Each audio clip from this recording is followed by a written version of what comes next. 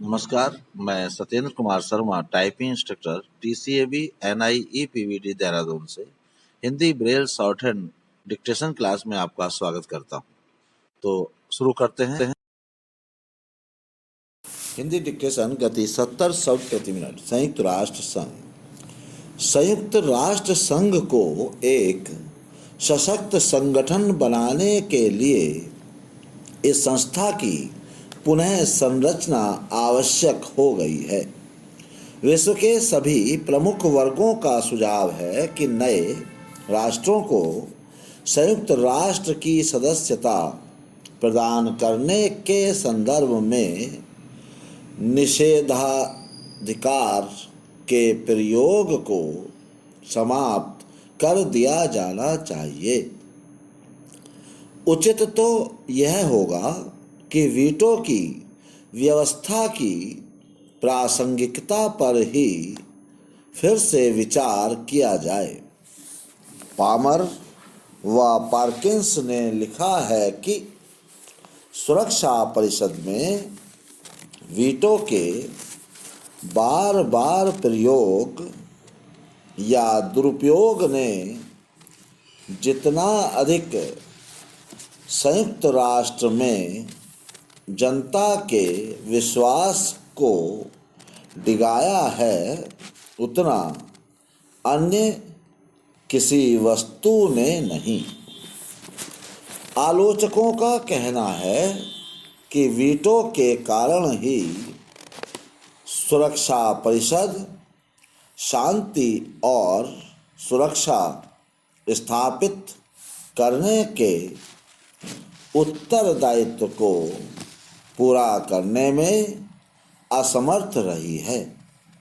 संघ में इस अधिकार के कारण ही राष्ट्रों के स्तर की असमानता है। अतः यह सुझाव दिया जाता है कि स्थायी सदस्यों की संख्या में वृद्धि की जाए और निर्णय बहुमत के आधार पर लिया जाए।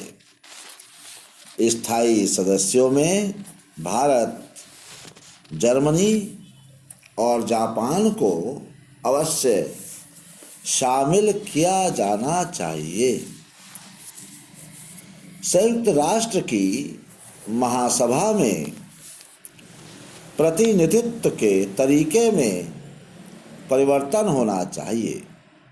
एक देश के 5 सदस्य और एक वोट के स्थान पर सदस्य व वोट जनसंख्या के अनुपात से होने चाहिए। उदाहरण के लिए रूस, अमेरिका, चीन, भारत आदि बड़े देशों को 20 सदस्य भेजने का अधिकार हो और महासभा में उनके 20 वोट हों। ब्रिटेन, फ्रांस, पाकिस्तान, इंडोनेशिया आदि मध्यम श्रेणी के राष्ट्र 10 सदस्य भेजें और उनके 10 वोट हों।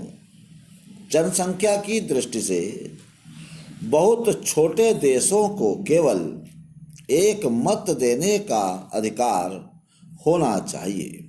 जहाँ तक नए राष्ट्रों को संघ में शामिल करने का प्रश्न है, यह उचित होगा कि महासभा अपने उपस्थित सदस्यों के 2/3 बहुमत से नए सदस्यों को संयुक्त राष्ट्र की सदस्यता प्रदान करे।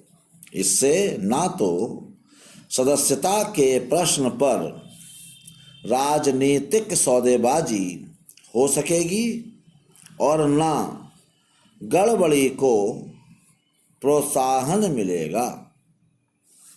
चार्टर में आवश्यक संशोधन करके महासभा को ऐसा स्वरूप प्रदान किया जाना चाहिए ताकि यह